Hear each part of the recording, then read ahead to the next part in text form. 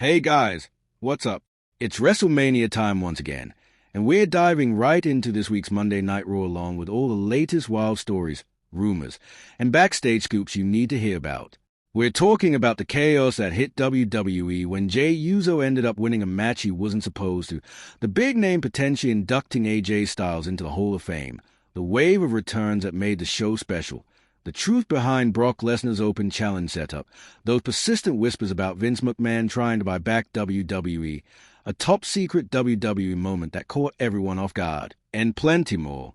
Stick around because we always skip the full play-by-play recap and get straight to the good stuff, the highlights, the low points, and the moments that just didn't land. There's a lot to unpack from this episode, so let's jump in. Starting with the positives, because there were some genuinely strong moments that stood out. First up is to be Cody Rhodes showing up on Raw.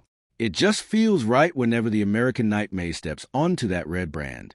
He brings this extra level of intensity and star power that seems dialed up compared to his usual SmackDown appearances.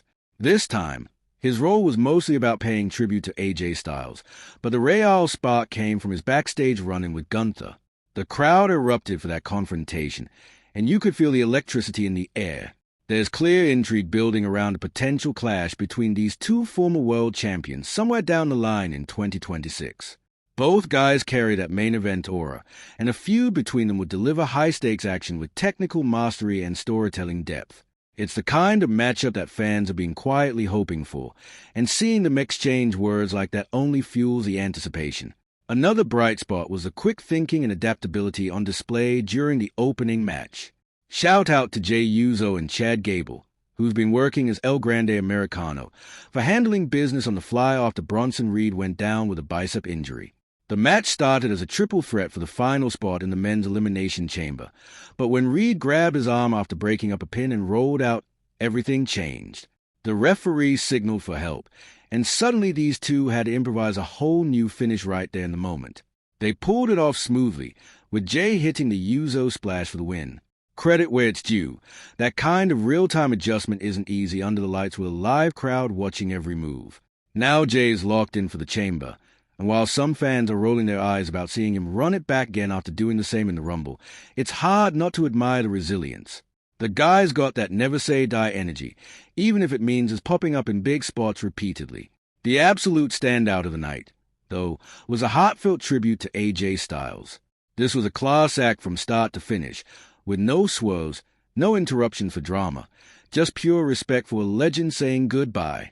AJ got the MIC in his hometown area, shared some emotional words, and officially closed a chapter on his in-ring career. The segment hit all the right notes. His family was ringside, old friend from TNA and WWE showed up, including the Good Brothers making a rare appearance. The entire roster lined the stage, then joined him in the ring afterward for a massive show of solidarity. It was touching to see everyone come together like that, honoring a guy who's influenced so many with his incredible work over the years. The moment felt genuine, and the crowd responded with the appreciation it deserved. One tiny nitpick was that obnoxious Slim Jim logo plastered on the mat. It clashed a bit when AJ laid down his vest and gloves, pulling focus from the emotion just slightly. But overall, WWE nailed this retirement send-off. It's a blueprint for how to handle these moments with dignity and class. Shifting to the not-so-great parts, because no show is perfect. The Vision stable continues to struggle, and it's becoming a real head-scratcher. With Braun Breaker already sidelined and now Bronson Reed out with his fresh injury, the group feels fragmented. What was supposed to be a dominant force now looks like a collection of individual talents without much cohesion. There's no real spark or chemistry tying them together, and losing Reed so soon after his push was gaining momentum hurts even more. The faction's been plagued by setbacks, and at this point, it might be worth considering a reset or even disbanding it to let the members shine on their own. Otherwise, it's dragging everyone down rather than elevating them. Then there was a Brock Lesnar segment, which honestly could have been handled with a simple announcement instead of taking up TV time. Lesnar returned with Paul Heyman in tow, and they laid out that he'll be working multiple Raw dates leading into WrestleMania, culminating in an open challenge at the big event. The crowd was buzzing at first, chanting for different names to step up, but when no one answered right away, the energy just fizzled. It felt flat, like a missed opportunity to build real heat or surprise. We get that WWE might be saving a big reveal for later, but as it stood, the segment didn't deliver the punch it needed. Lesnar's presence is always massive, but without a clear direction or immediate payoff, it came across as more filler than must-see. The Liv Morgan segment with Stephanie Baker and Jade Cargill also fell short in a big way. This was supposed to be the setup for a WrestleMania World title match, with Morgan making her choice official, but the crowd was dead silent throughout. Social media lit up with people wondering if their stream was glitching because the reaction was non-existent. These are top-level stars, and a segment involving the Women's Championship should get some kind of pop, even if it's predictable. Theories floated around that fans knew Morgan would pick Baker, so they tuned out, but that's no excuse. Investing the audience is part of the job. Hopefully the story gains steam soon, because right now it's not clicking. Adding to the frustrations, AJ Lee was backstage but never made it to TV. With her limited schedule and the Becky Lynch feud not exactly setting the world on fire, it was odd to bring her in and do nothing with her. It felt like a wasted appearance that could have added something to the women's division build-up. As for the downright ugly, a lot of it came down to the crowd. Outside of the AJ tribute, the audience just wasn't feeling most of the show.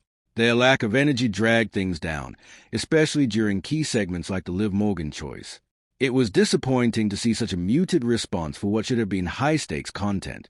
That said, the AJ moment cut through the apathy and got the reaction it deserved, proving that when WWE delivers something meaningful, the fans show up. Stripping away the crowd issues, this was actually a solid Raw. Emotional highs outweighed the lows.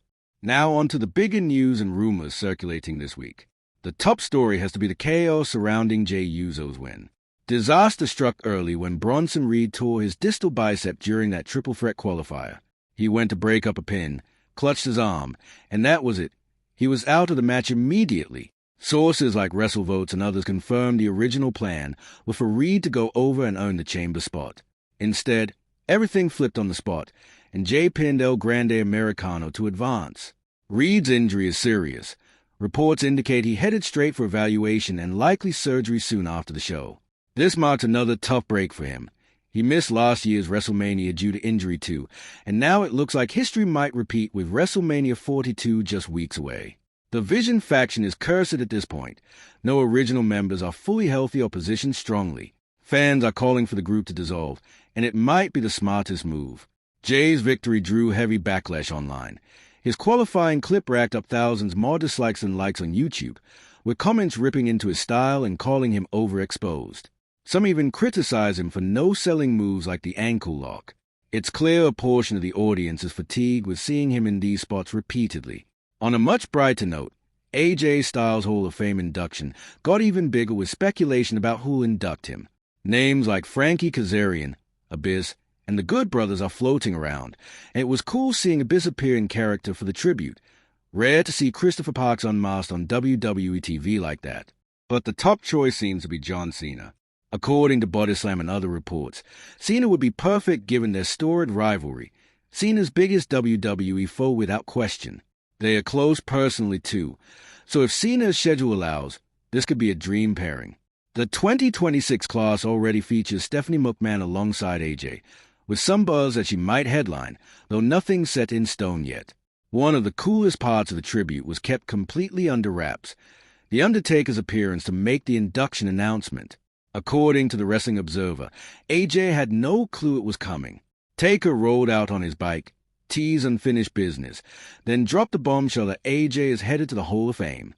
It was a genuine surprise, executed perfectly, much like how Taker announced Stephanie's induction previously.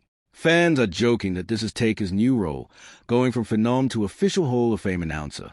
Either way, it added magic to an already emotional segment. Raw was loaded with returns for the AJ celebration.